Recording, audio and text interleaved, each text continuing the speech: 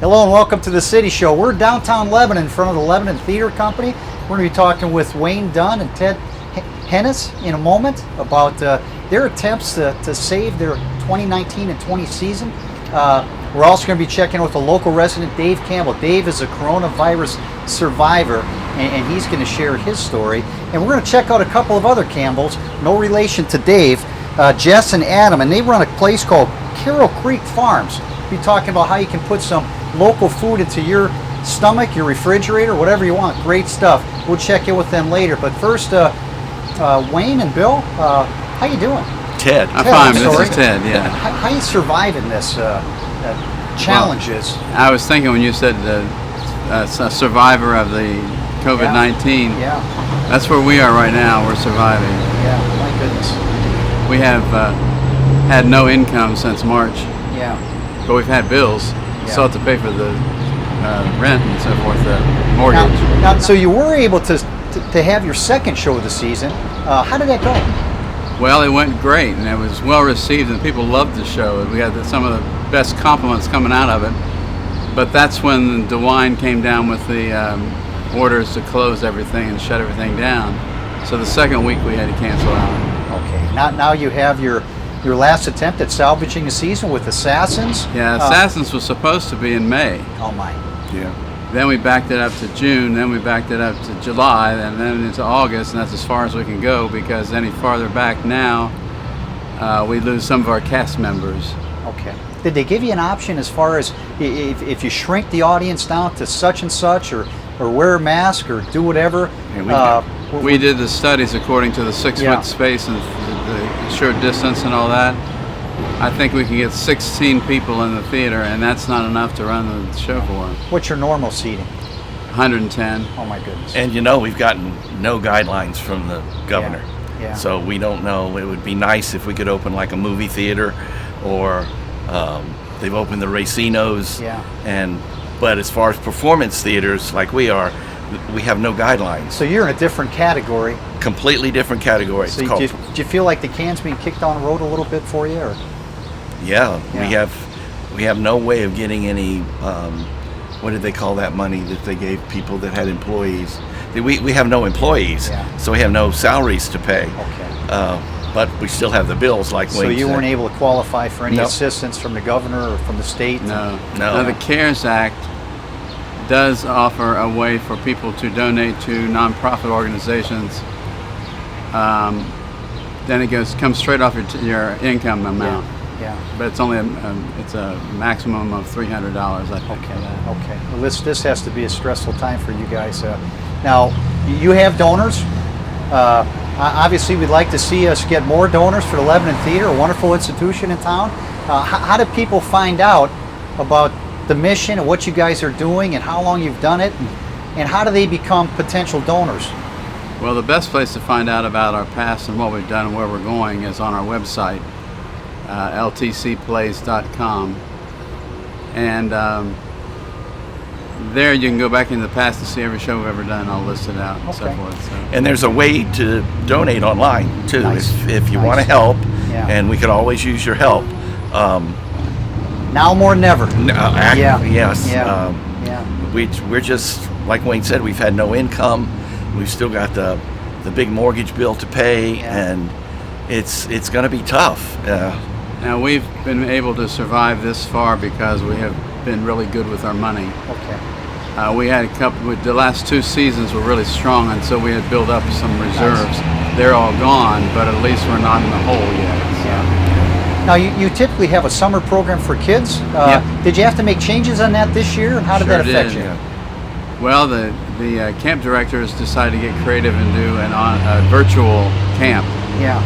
We had some of the previous camp kids come in at the beginning and walk through it with the advisors to see what all they needed to be doing. Then they would go home and write part of the play, or go home and work on their set, and then they would share with each other on the Zoom. Yeah, Wayne and I were talking earlier too about how some of the kids who've been in camp, now you're generation later, they're some of the lead performers. Sure. That's got to be kind of rewarding for you. Oh yeah. Lots of students have climbed up and come into our shows. We've got a bulk of girls who are really talented and all about the same age, and they're all coming through together. And one of them gets a role, the others don't. It's kind of like, you hate to do that to them, but that's the business. Well, I'll tell you what a great opportunity as far as something else. I think a lot of times parents might be challenged with things like head trauma and the sports that kids are playing. This could be a great alternative. So check that out. Give Wayne and Ted a call and look into that. What about the future? What plans do you have for the future, and how's that looking? Well, Assassins, the show we canceled. Yeah. I really hated to see it go because we had a great cast come in and audition. I mean, they blew us away. When they came to audition, they auditioned at performance strength almost. And I just sat back and said, this is going to be a fantastic show, and now I'll never see it. So, but we still have plans for next season if we can actually do it. Yeah. And we don't know what's going to happen. That's our problem right now. We don't know what's going to happen. Yeah, so Assassins uncertainty. should have been the third ticket on the series. So a lot of people have already paid for that ticket, and we haven't given them a show. So we've got to figure out how to manage that situation too, because we're going to be refunding people. That's when our money's going to dip down, I think. So. Well, we got to err on a side of optimism here and just trust. Well, we're hoping that a lot of people don't ask for refunds. Yeah. That would be really nice. Well, if they don't ask for refunds, that could be used as a donation, and exactly. That's a tax. Could that be a tax deduction? Yeah, they received nothing for that donation to a nonprofit, so it'd be a tax write-off. And we're a 501c3. Hey, anything else that we need to touch on as far as the theater? And you guys have accomplished so much. It's your building. I don't think you've come this far for this thing to crumble. No. I think it's just a challenge that's going to make you stronger and hopefully bring out more support in our great community. But what are your closing thoughts on that? Send money. How's There that? you go. That's number one. Yeah. We could really use donations and support. If you have any ideas about how we can produce our shows or get back to you, I mean, we've looked at everything, and outside is not an option. Not an option. Yeah. It's, first of all, it's too hot. Second of all, half of the show is perception and the stage and the set. What do you think, Wayne? Yeah, it would have to be an outside venue that has lighting capability. Yeah. Before we could do anything. It's just like right up here at the gazebo, you have a sort of a space, but it's kind of blocked off by the pillars and so forth. So. Well, I'm sure it's going to come together. I look forward to getting back with you guys down the road and getting the happy ending of this whole story. And appreciate what you guys do, and I just want to encourage you to hang in there. Thanks. Okay. And I encourage our viewers, give them a call if you feel the call to partner up with them. They could use the help. Stay tuned. We're going to be checking in with Dave and Bev Campbell and talking about his wonderful story. We'll be back in a moment.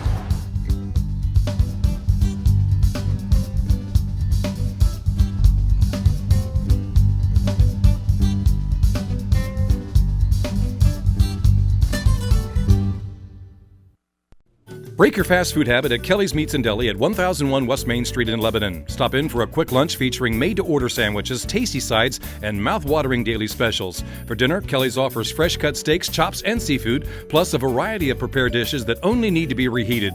You'll also find a large selection of high-quality wine and beer that can make any meal a special event. Kelly's Meats and Deli open 8 a.m. to 6 p.m. Tuesday through Friday, 8 a.m. to 5 p.m. Saturday, now open for dinner Saturdays 6 to 9 p.m. And remember, we cater too.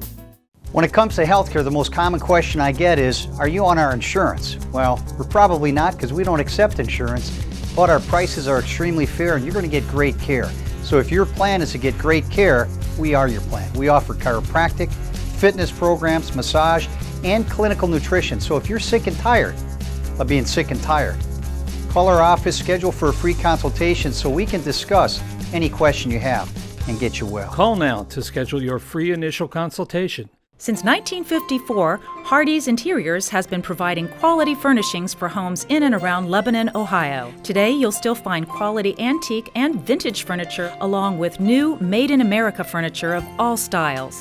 At Hardee's, you can create a mix of furniture and accessories that truly reflects your personality, all made to last a lifetime. Designers are welcome, and so are you. Hardy's Interiors at 208 and a half Wright Avenue or online at hardysinteriors.com.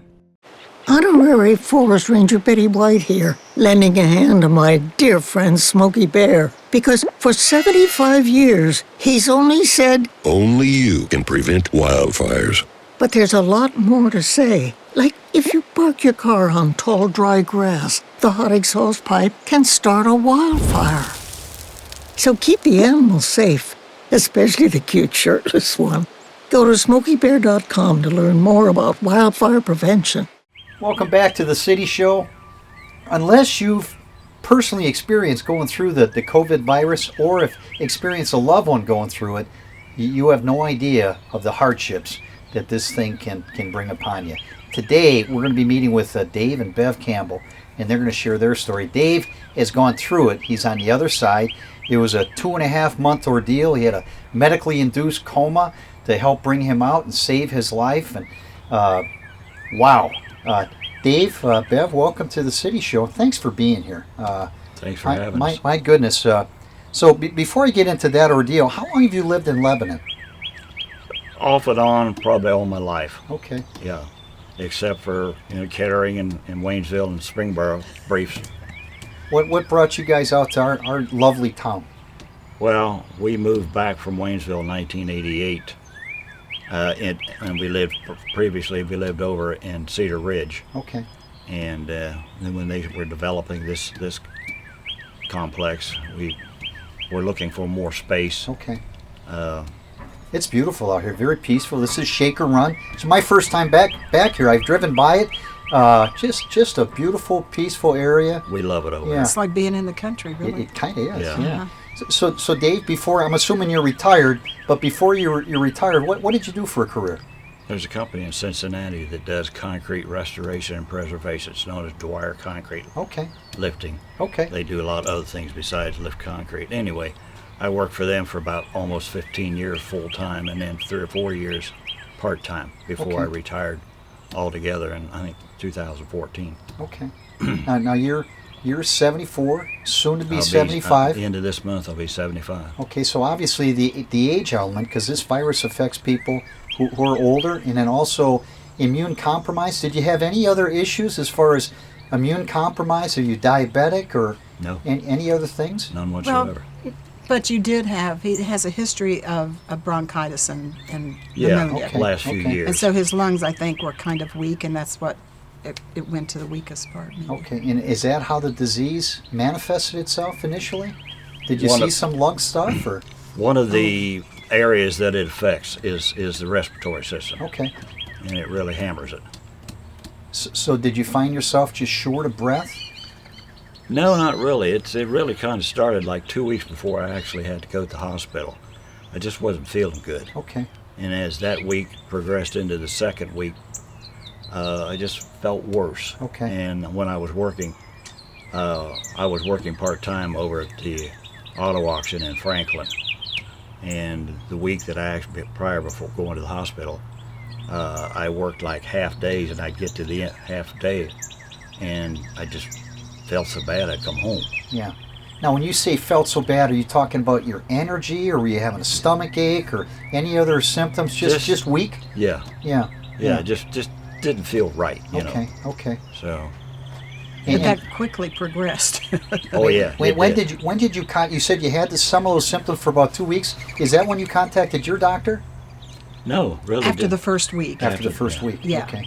So were you able to get in to see your doctor immediately, or was there some No. challenges related to that? Yes, we could not get in to see the doctor. Okay. It was a stay-at-home attitude at that time. Okay. You know, stay home, don't go out. Hospital's not going to let you in. You know, that's what we kept hearing. And he was Bev, getting worse and was worse. Was this around March? This was in the middle of March. Okay. And he was getting worse daily. And Wow. it was really becoming a concern. They did. I took him out early on and had him tested. Yeah. They did the Okay. nose test, and it came back negative for the Okay. flu. Okay. And then sent him back home again. But he was just getting worse and worse. Wow. And finally, I spoke to a doctor on call, And it was a lady, I'm going to say thank God, because she said to me, well, if it's my husband, I'd call the life squad. Yeah. So that's what we did. Yeah. So you put your foot down, took charge. And where did they take Dave? Arrow Springs. Okay. First. Okay. Yeah. And what happened at Arrow Springs? He was there all day. Okay. And during some point in that day, they put him in an ICU section. I didn't know they had one, but that's what they called it. And then he waited until that evening till they could get him in Bethesda North until they had a bed available for him. That must have been scary for you. First couple of weeks, I knew nothing. So you didn't know you had the virus. They were still trying to figure things out. Exactly. Those first couple of weeks, maybe 3 weeks, I'd say probably a month. Wow. Is not part of my memory. I don't, other than what she tells me took place, no concept of what happened. Now, Bev, were you allowed to be with him? Never. Okay. And not until he got to Atrium for therapy. Okay. And that must have been hard not to be able to have your support. Were you unconscious during a lot of that time? You say you don't remember Mostly. So what was happening with Dave during the first couple of weeks in the hospital, Bev? Not much of anything. Okay. After a couple of days, the hospital called and said we needed to be ready to get in the car and come down because he was so bad. And they were talking to us about do not resuscitate and all that kind of sort of thing. And then that happened again the third week. Yeah, that's got to be hard, honey. Yeah. You're on the other side now. And praise the Lord for that. Yeah, amen. Amen. So I imagine you had a lot of people praying for you.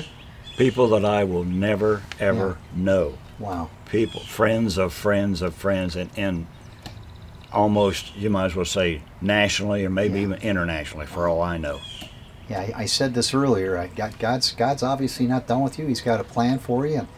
No, and as I said before, this is the second time in my life that I've been near death. Yeah.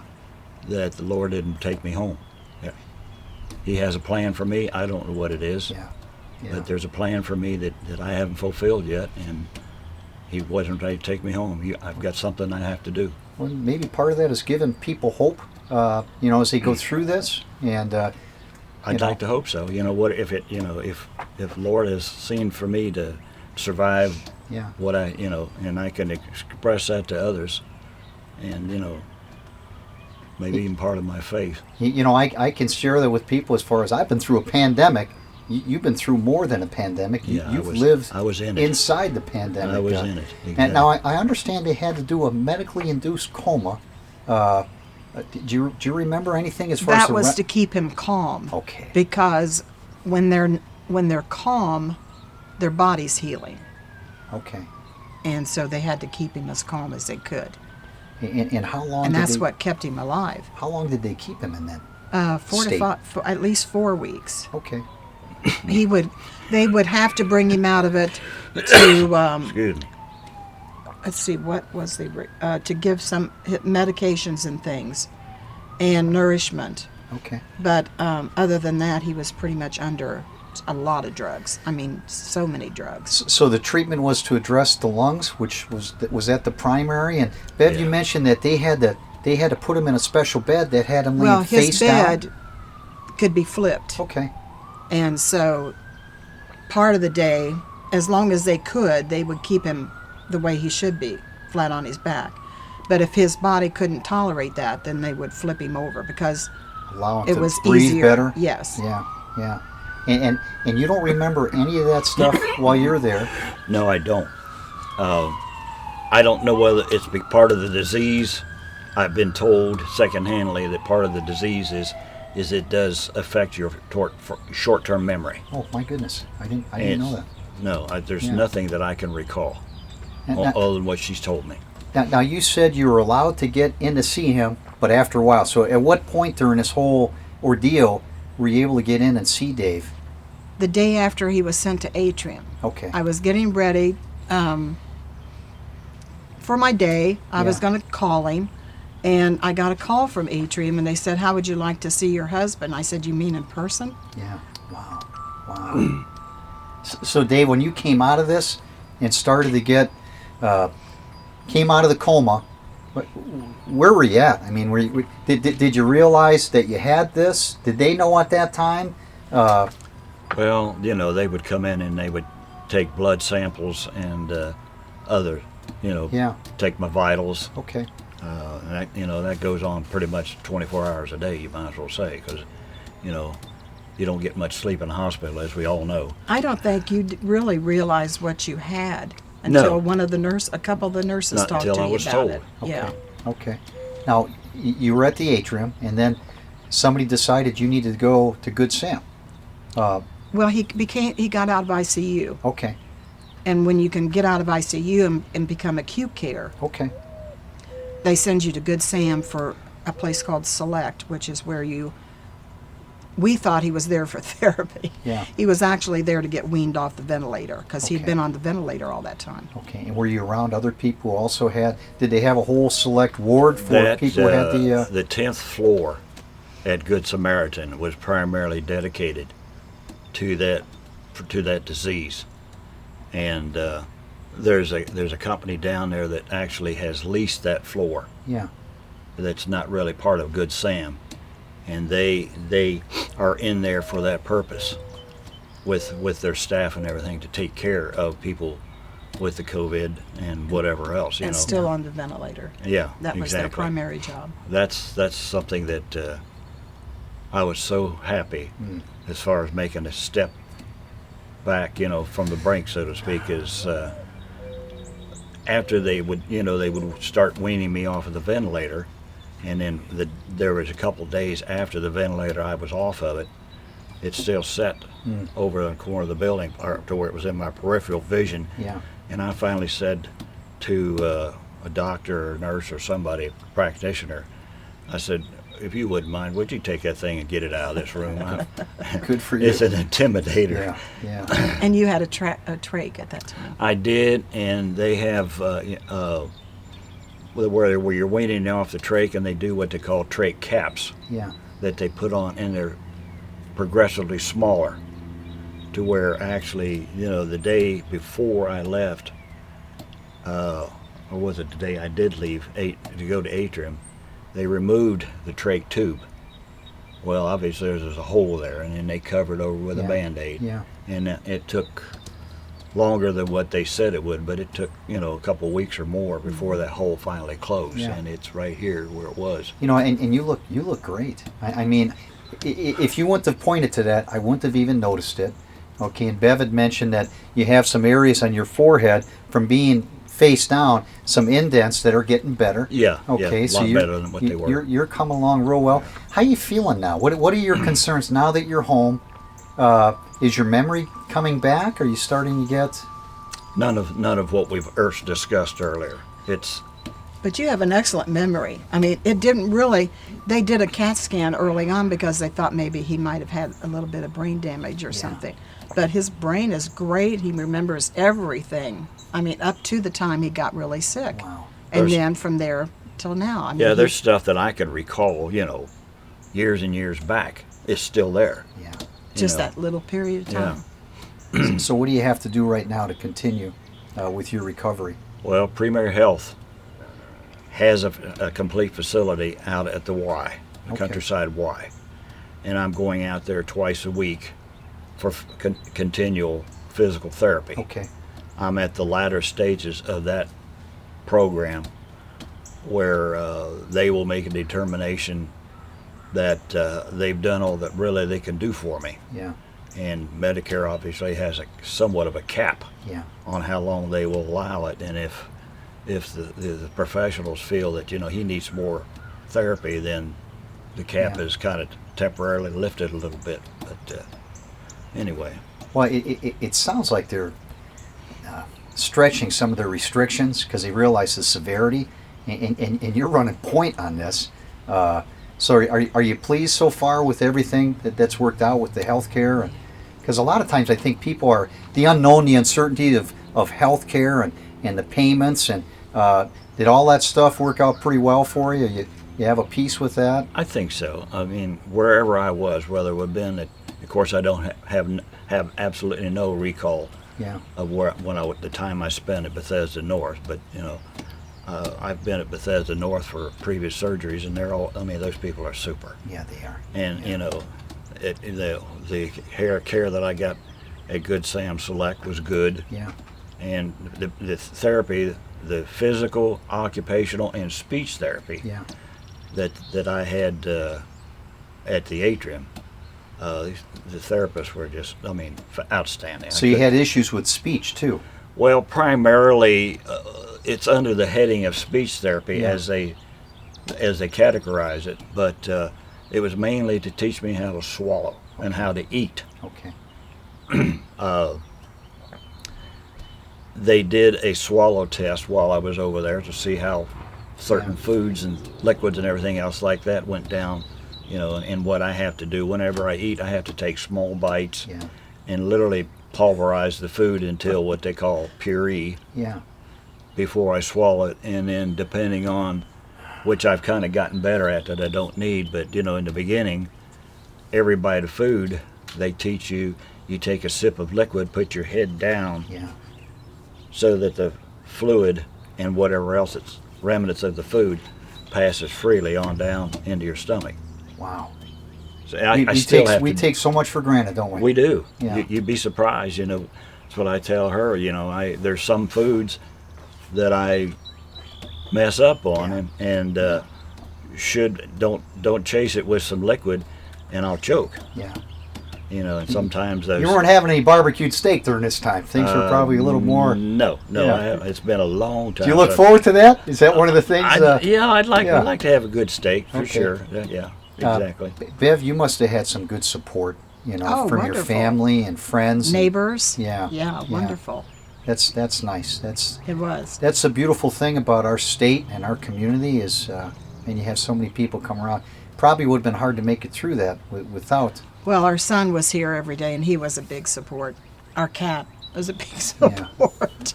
It's amazing how comforting a cat can be. Do you find yourself just appreciating things like? I mean, this is a beautiful morning coming out here, and do you feel like you're just seeing sunrises and sunsets for the first time? Differently. Yeah. Looking at it in a different, positive perspective. You know, you just take so much for granted. One of the things I'll tell you real quick, the day that I left the atrium, as they were wheeling me down to the elevators to take me down to the main floor, I come around this corner into the hallway where the elevators are, and both sides of the hallway was lined with probably 50 to 70 people, cheering for staff and everything, cheering for me. I mean, and I couldn't take it. I mean, it broke me up. I couldn't take it. I get down to the first floor where the lobby is of the atrium, and from the elevators to the front door, here's both sides lined with I mean, people that don't even know me, you know, working in other parts of the hospital, and they're cheering me to go home. Was Bev on the other end of this to receive you, shouting? Don't tell the whole story. Glory? Don't tell that whole story now. I missed part of it. Okay. Yeah. She had gone to get to the I told the car. girl upstairs, she told me what was going to happen. I said, you know, I'm going to stand there and cry like a baby. Oh, my. Yeah. Yeah. She went out and got the car, and actually she didn't know that what all had taken place as far as witnessing it. I thought I was going to get back in time. Yeah. I got to the front door, the revolving door, and went outside, and she was bringing the car up to the overhang to get into the car, get ready to leave. But it was those two experiences on the floor and down in the lobby, I'll live with me for the day I die. Wow. Really. Yeah, humbling to see how people appreciate you, love you. Exactly. Really? Yeah, you know. What else did this whole experience teach you? I think to appreciate life better. Yeah, good. I really do. You know, and you know the fact that the Lord chose to for whatever reason, which He knows, to bring me back. There's an appreciation that I have to make a deliberate effort. Yeah. And to appreciate. Wow, that's well said, brother. Yeah. Any speculations as far as how you might have gotten infected? I've got 3 possible scenarios. None of which can we actually say that was it. Yeah. Or this was it. Yeah. 3 possibilities that I think that I was the what I was exposed to I could have picked it up, but never know. Just speculation. Pure. I always just say he was in the bad place at a bad time. Yeah. You know, just the wrong place. But you still got through it. Any advice to the folks out there who've been fortunate enough not to be infected? Yes, I do. Yeah. People should be conscious of the fact that they should be wearing their masks wherever they might be in public. I see, we go to the grocery or something else like that, and I'll sit in the car while she's going inside or whatever else, and I'll just kind of take a survey of how many people are going in and out with masks and not. Yeah. And it's surprisingly, and you see on television how many people that are in crowds that are not wearing the mask. Yeah. You know, and I guess this reemergence of what's happening now with these cases that are showing up. Of course, that's coming through a big mass test that they're learning from the cases that are popping up. But it's such an important thing to be a little bit more conscious of what's going on and how bad this illness can be. Yeah. That you can avoid it by doing, washing your hands, doing, sanitizing and things of this. It can't help but, lessen the possibilities. And the mask to me is primary. Yeah. That's a good word. It hasn't been mandated yet, and sometimes when we get choices and we have freedom, sometimes maybe we don't make the right choice. And again, wearing the mask, it's not for you. It's for other people. So I think it's a nice way to say, man, I respect you. I don't have a fever or anything, but if I have this, I want to make sure I don't give it to you. Now, are you considered immune that you've been through this? Do you have, obviously you have the antibodies? Are they still concerned that you can get it again? What have they told you? I've heard conflicting stories. Okay. With the antibodies, obviously, that gives you, your body has created the ability to fight it. Yeah.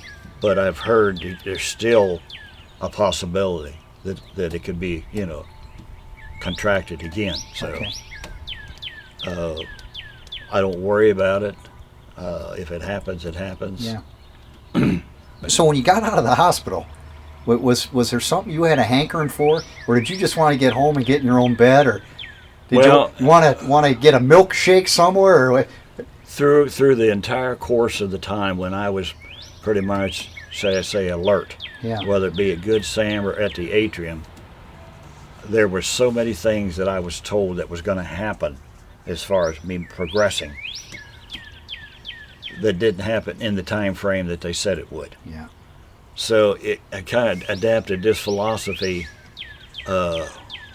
expect nothing, and then whatever happens is a surprise. Yeah. So coming home, even when they chose the date of June the 1st that I was leaving the atrium to come home, I didn't hang a whole lot of stock on it. Yeah. I felt that when I'm getting in the car, pulling away from the atrium, only then would I pretty consider that it's official. Yeah. And that's another thing too, real quick. When we came home, 2 people, residents here at Shaker Trace, made arrangements for me to have a welcome home here. So all the cul-de-sacs and all the main streets, there were numerous residents out there with signs and cheering me on. Something. Bev got to see this one. I did. Because you weren't getting the car, I you were was in the driving. car. Yeah. Exactly. Wow. Yes, that was nice. It's like the Dave Campbell parade. Oh yeah. That's nice to see people coming together and just appreciating things. And maybe that's part of God's plan for this as we go through it, just to bring people together and make sure they appreciate things like a sunrise and all the things that we rush by because we're in such a hurry and not having expectations. Just exactly. Yeah. Like I said, God has a plan for all of us, and whatever's going to happen, when it's going to happen, only through His divine guidance it's going to happen. Yes, sir. Well said. Now, when is this when is this over? Did they give you expectations of, you'll be all clear in 6 months, in a year, or is it as this cycle's over, we have to be cautious all over again? Because his doctor told me when he was still in the hospital, he said it's going to be an ongoing thing. He's going to have physical things to deal with probably forever. For the rest of my life. Yeah. There's going to be some. He was so sick. Wow. There's going to be there's long term or effects that's on my body, and I'm sure my lungs are one of them. Yeah.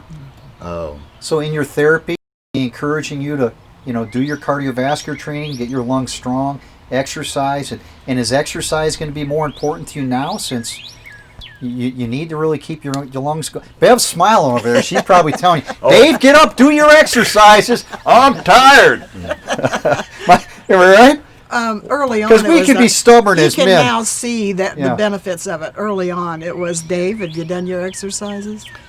The days that I don't go out to the Y to do the therapy out there, the therapist, through either printed words or diagrams, has given me things to do at home in between the sessions with him. That's basically that I've done out there. Yeah. So the days that I'm not out there, I have to do this stuff. Wow. And it's well, I'll get to it after a while. Yeah. No, you got to do it.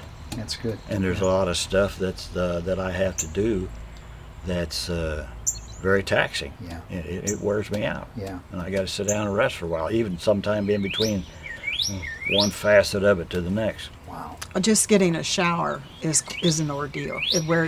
He's exhausted Yeah. by the time he gets out of the shower, and then he shaves and brushes his So teeth. have you had to get any extra assistance in a transition? Oh, yeah. Mostly yes. from friends?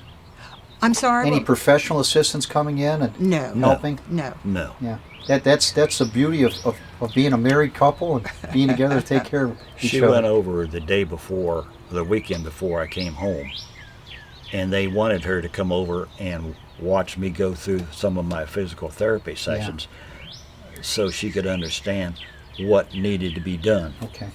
And she was over there one day and watched it, and she could have gone back the second day, but they said, do you think you need to do it tomorrow to get an idea of what needs to be done? And she said, I think I've got the handle on it. And Good. Exactly. Yeah. Well, I'll tell you what, guys, it's been so great. Thanks for inviting us into your home to be able to sit back here on this beautiful day and get your story, which I know God has a plan for you to encourage other people. Bev, thanks for being so strong. You got through this real well. If I hadn't had her, so help me, I don't know what I wouldn't have made it. How many years have you guys been together? Couple? It'll be 55. 55 in November. That right there is a good message. Yeah. Okay, the fact that couples are still making it to 55 years. And it can be done. It's work. Yeah. I mean, it's Dave, careful. I am here. No. I'm sure there's give and take, obviously. I give her grief probably, and she gives me grief once in a while, but you overcome. Yeah, buddy, I'm seeing nothing but love and gratitude as you guys are both together. Is there anything else you want to share real quick before we say goodbye to our friends? Not that I can really think of. I just hope that everybody sees from what we've conveyed here today, that they take it and use it. Yeah. Whether it be through, divine guidance, or just what has happened from me from then and now. What can happen to the positive and like that. And too. exactly, and the precautions that can be taken, again, as we've discussed earlier, should be conscious. They should be conscious of. Continuously. Thanks, Dave. Bev, thank you so much. God bless both of you guys, and thank you. I'm looking forward to hearing more of your story down the road, and hopefully getting to see you down the road as well. Hang in there. We'll be back with more right after this break.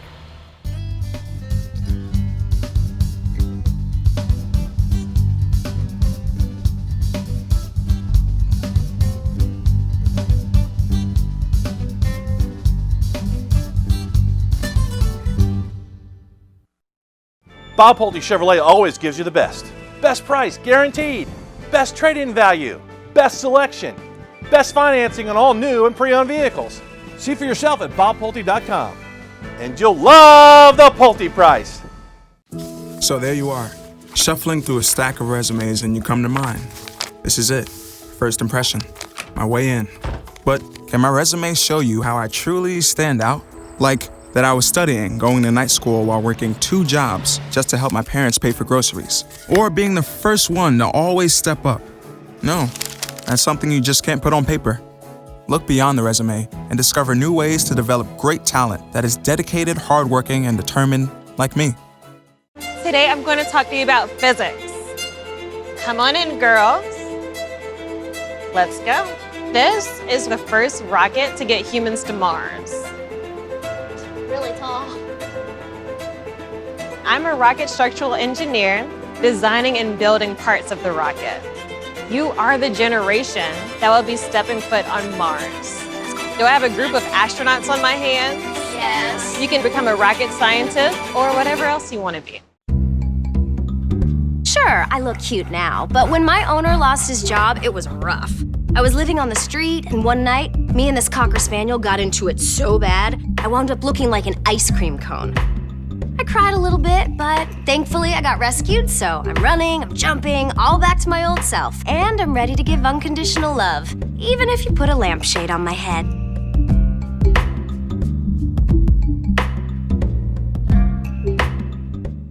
Credit challenge? No problem. Here at Bob Pulte Chevrolet, get approved on a new Chevrolet with financing as low as 9.9% plus $2,000 in rebates. Don't waste time shopping elsewhere. Apply online today at bobpulte.com. And you'll love the Pulte price. Welcome back to the City Show. We're a little bit north of Lebanon at Carroll Creek Farm, and we're going to be talking with Adam Campbell. His wife Jess couldn't make it, and they have 2 boys out here. This is a real farm. I mean, it's amazing. It's 100 acres, and right down the road. And it sounds like this is kind of like a 4-H romance. You and your wife. You guys met at Ohio University? At Ohio State in the College of Food and Ag is where we met. And that's where the dream came together? Yeah, that's where the dream started, as we like to say. That's where our relationship started, and it'd be 5-6 years down the road from that is when we got married and dreamt up the plan of someday farming in some capacity. Yeah, you got everything out here. You got horse, you got a horse, you got cows, you got goats, we have goats, we have turkeys, some sheep, chickens. turkeys, chickens, cattle, hogs, wow. And a few dogs. Now you've been kind of in the public eye. You said the news stations have been out here talking to you. Yeah. Why do you think they're so excited about talking with you? Because you're doing things different, or? I think there's a twofold answer. One, a lot of the local groceries have had struggles trying to keep stuff on the shelf, whether it's distribution problems or the packing plant shutting down due to COVID. We were able to keep things on the shelf, and through word of mouth, several news stations, either from the Dayton or Cincinnati market, got a hold of us and wanted to see how we're doing and how we're handling the uptick in traffic. Okay. Now, how long have you had the farm?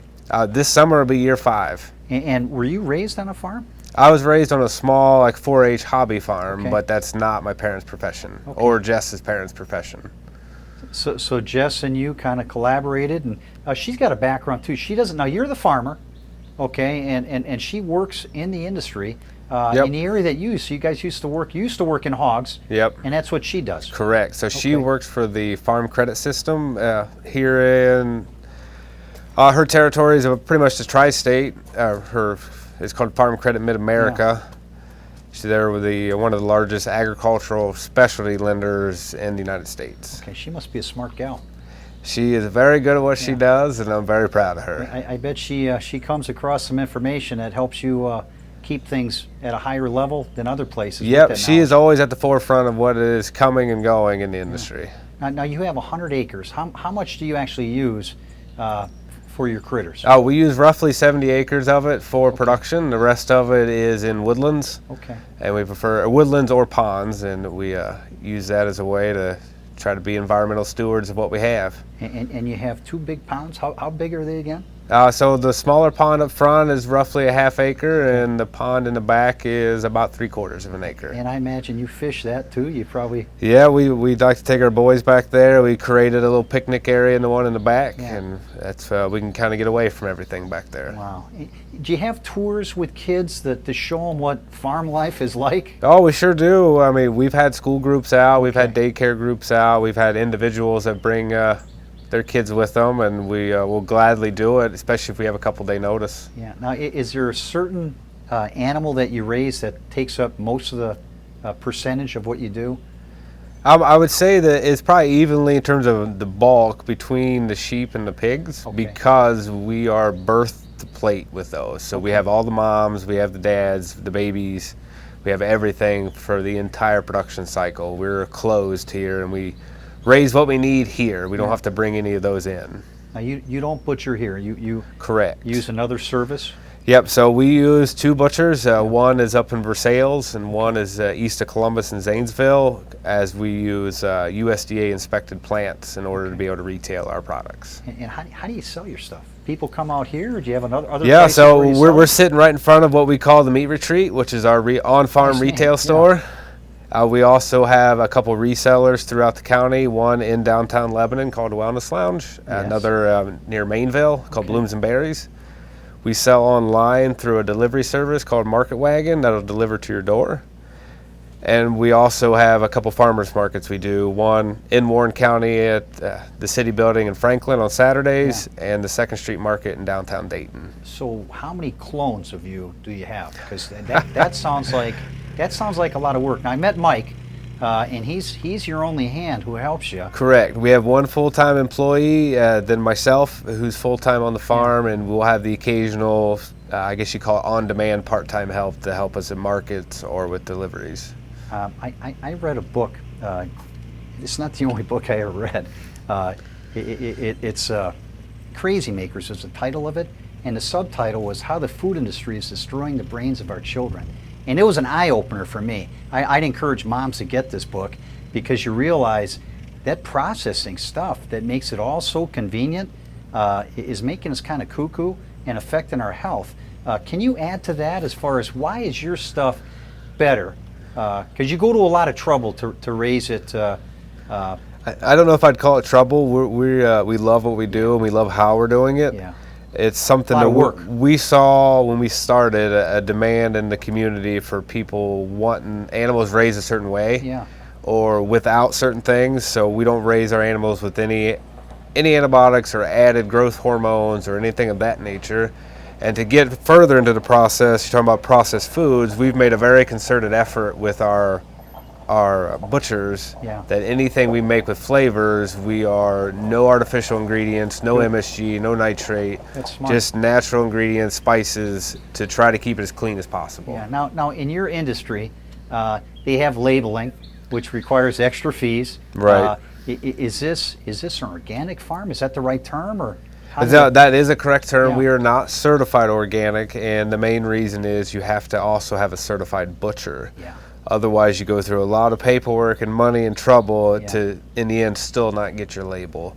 We still have all the same practices as an organic farm. We just, without, the closest organic butcher is 3 hours. So it's just something at the moment that's not feasible. Not that we won't change down the road if it becomes feasible, but at the moment, that's where we're at. So it is, but you just can't say it. Correct. On your labels and things, and by not having to pay those fees, I imagine you keep your costs down. We have done everything in our power to try to drop our costs so we can keep our prices at a reasonable level that the majority of members of the community can obtain what we have in stock. So are there a lot of things that they add to the meats that they make in mass quantities as far as the bigger stores that people need to be aware of? I would say, I don't know if I would feel comfortable going into specifics, but I would highly suggest that people read the labels of things they're trying to buy so they at least are aware of what's in it. I don't want any blind consumer buying any product, whether it's mine or from the grocery store. I want them to read the labels. Now, how much more should people expect to pay for a product like yours, percentage-wise? The way things have been at the grocery store recently, that's a hard one to to put a number on, as I have seen recently that some of the beef prices in the store due to packing plants shutting down have gotten very close to where we are, and we don't change like market base like that. If we are being closed, we have a very good grasp on what our costs are, and we can keep them a little more under our hand versus having to deal with a supply and demand chain of multiple partners in the chain. Yeah. So you mentioned a couple places that carry your products. Any restaurants that carry your products? So we do specials, and we do go on and off this rotating menu at the Golden Lamb in Lebanon. Yeah. We've done that for quite a while. We're very pleased to work with Chef Nick in there at the Lamb. A couple of the other ones are a little farther out. We have a barbecue place in Milford called Pickles and Bones, and then we do a couple places in the Oregon district. And now where can we find Carroll Creek products? Have you approached Kroger's and some of these bigger places? Are they open to local places like yourself? We wouldn't be quite on the scale for a Kroger. They do certain things. People that would be more like the mid-size range, larger than us, but not overly large. The one that people usually ask us about is Dorothy Lane, and that is, at the time, something we have not ventured down. Now there's something, is it called co-oping, where they get a basket a week or a month? So one of the things we do that's a little unique to the meat part of it, it's very popular in the vegetable world, it's called a CSA, or a Community Supported Agriculture Program. It's a monthly program where they get a set amount, either 10 or 20 pounds of a mixed bag of all the products we raise. It's something that we follow a lot of seasonality with what goes in the boxes, but it helps push people's palates or push people's preferences by giving them things they may not have bought on their own when they go to the store. I noticed the sign on the shack here. And what do you call it? It's called the Meat Retreat. The Meat Retreat. I noticed the signs that you were selling brats and hamburgers.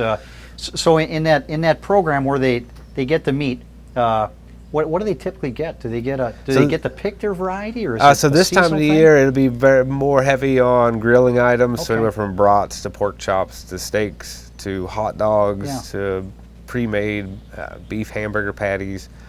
The winter time or a fall through early spring be more of a slow cooked meat, whether stew meat or roast. You got me salivating over here. You better have something for it, like a brat on a grill for me to sample before I go. Your place out here, how do people get here? So if you're coming from downtown Lebanon, it is actually a very simple drive. As you go out and hit Orgonia Road at the edge of town, and we are the last road on Orgonia before you hit 73. Okay. And do you want people just coming up anytime and knocking on your door? Or is there that has happened? I bet. So the store is open 7 days a week from 9 to 7. Yeah. I heard a funny story. I heard you have a burro or a donkey that used to be like the watchdog, chase the coyotes. Yep. And he recently passed, but now you have a new. No, he didn't pass. We added. You added. We so added because so we use them as guardians for the sheep.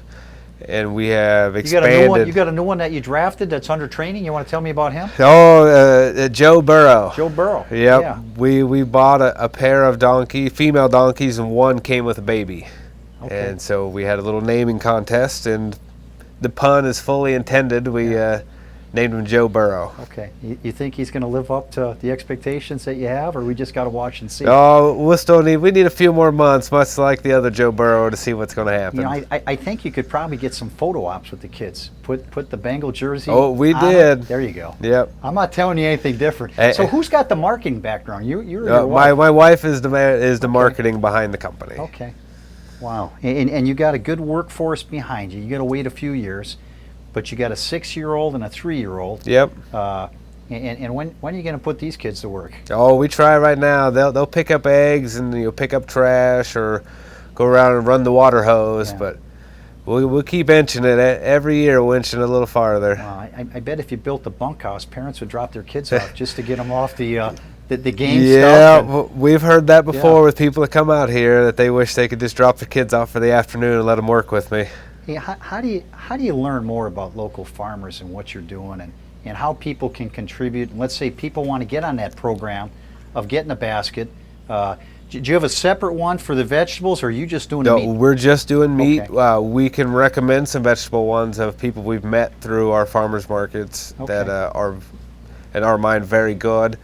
For us, you can find us on Facebook and Instagram, or you can go to our website at carrollcreekfarms.com, and you can find just about all the information you would need, or at least a way to get in touch with us and we can answer specific questions. Yeah, well, that's awesome.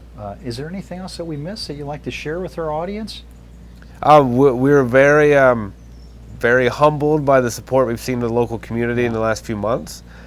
And we certainly hope that people continue to support not only us as local, but any other local business throughout the community. Yeah, well, I appreciate getting to meet you and seeing what you do out here. And this has probably been the only time you've sat down all day in the shade. It'll probably be the only time today. Yeah. Unfortunately, it's a little warm, but we'll manage. Well, hopefully you'll get some rain. It was a pleasure meeting you.